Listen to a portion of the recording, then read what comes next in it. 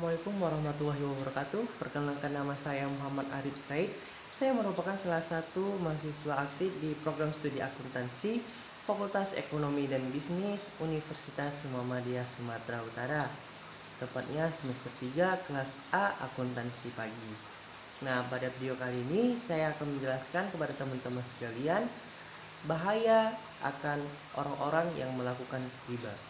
Akan tetapi sebelum masuk pada poin tersebut, saya akan menjelaskan kepada teman-teman sekalian apa itu riba, dalil yang melarang riba, dan macam-macam riba apa saja.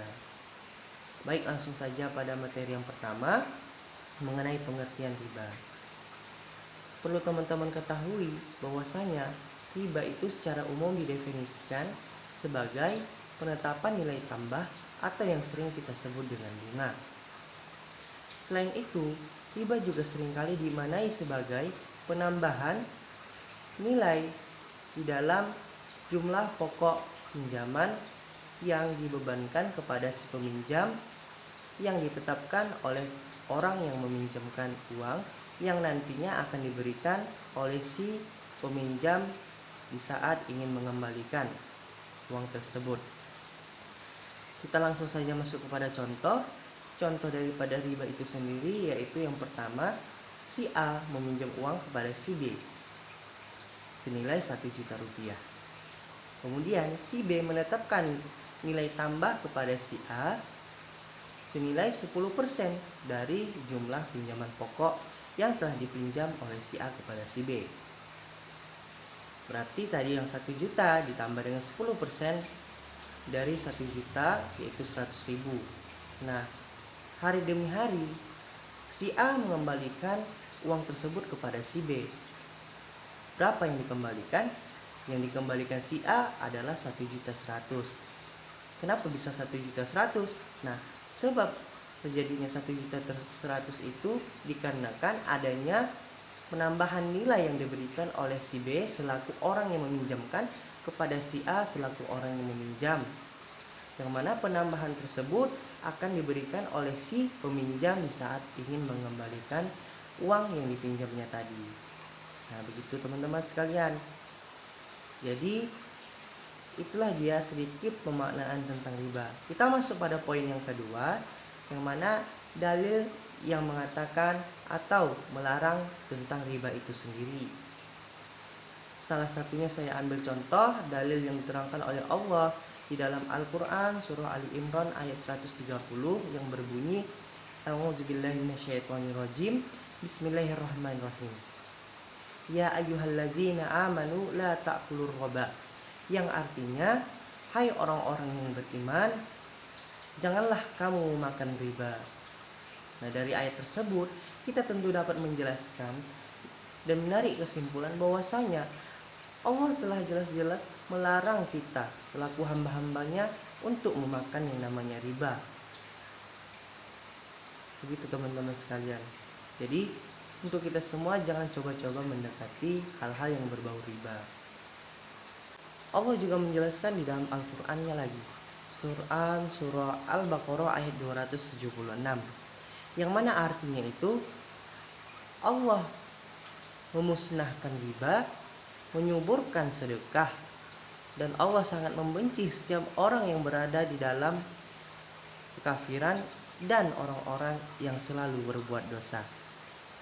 Nah, jadi dari dua ayat yang telah saya sampaikan tadi mengenai larangan terhadap riba sudah sangat jelas sekali bahwasanya Allah sangat membenci orang-orang yang mendekati riba apalagi melakukan riba. Selanjutnya kita masuk pada poin yang ketiga mengenai macam-macam riba. Perlu teman-teman sekalian ketahui bahwasanya jenis riba itu ada dua. Yang pertama riba dalam jual beli, yang kedua ada riba dalam hutang piutang. Nah, sementara untuk macam-macamnya sendiri, yang pertama mengenai riba jual beli. Riba jual beli itu terdapat dua macam di dalamnya. Yang pertama riba fadl. Riba fadl itu sendiri merupakan pertukaran barang-barang yang sejenis dengan takaran atau kadar yang berbeda, yang barangnya itu digolongkan sebagai barang ribawi. Yang kedua ada riba nasi'ah. Riba nasi'ah itu sendiri ialah penangguhan penyerahan, serta penerimaan barang ribawi yang ditukarkan dengan barang ribawi lainnya. Untuk jenis riba yang kedua yaitu riba dalam hutang piutang. Riba dalam hutang piutang itu sendiri memiliki dua macam komponen di dalamnya. Riba yang pertama itu mengenai tentang riba qard, yang mana riba itu merupakan manfaat atau kelebihan tertentu yang dimiliki oleh barang tersebut ditanggung oleh orang yang berhutang. Yang kedua, ada riba jahiliyah yang tergolong di dalam riba hutang piutang. Riba jahiliyah ini merupakan riba yang nominalnya itu di atas dari pokok jumlah hutang, yang mana disebabkan oleh ketidakmampuan seorang penghutang tadi membayar hutang tepat pada waktunya, sehingga jumlah hutang tersebut di atas dari jumlah pokok hutang yang dipinjamnya. Teman-teman sekalian, sekarang kita akan bahas poin yang terakhir, yaitu mengenai ketidakbolehan riba dan apa yang menjadi dampak jika kita melakukan riba.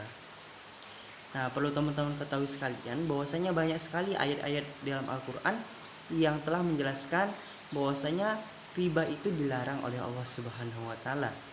Sebagaimana dua potong ayat yang telah saya sampaikan di dalil yang melarang kita untuk berbuat riba di atas tadi.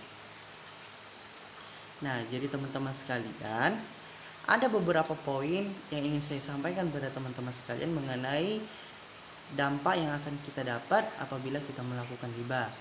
Di antaranya adalah yang pertama, harta yang kita miliki, segala jenis aset yang kita miliki itu tidak akan pernah berkah. Apapun yang kita miliki sekarang, baik itu rumah, gedung, segala macamnya, itu tidak akan berkah. Dan itu akan menjadi rasa resah bagi diri kita memilikinya. Yang kedua, Allah dan Rasulullah menjadi musuh kita. Karena mengapa begitu? Karena mereka sangat tidak suka dengan orang-orang yang melakukan riba. Seperti itu. Jadi harapan saya kepada teman-teman sekalian, jangan pernah melakukan riba, karena riba itu adalah perbuatan dosa dan Allah sangat tidak menyukai orang-orang yang melakukan perbuatan riba. Karena sekaya apapun kita, sesukses apapun kita, apabila yang kita lakukan itu adalah riba, atau apabila yang kita lakukan itu mendatangkan riba serta keuntungan tersendiri bagi kita, sungguh apapun yang kita miliki itu tidak akan terasa nikmat dan Allah tidak akan berikan berkah terhadap apa yang kita miliki. Mungkin saya rasa hanya itu yang dapat saya sampaikan pada video kali ini. Lebih dan kurang saya mohon maaf. Billahi fi sabilil haq fastabiqul khairat. Assalamualaikum warahmatullahi wabarakatuh.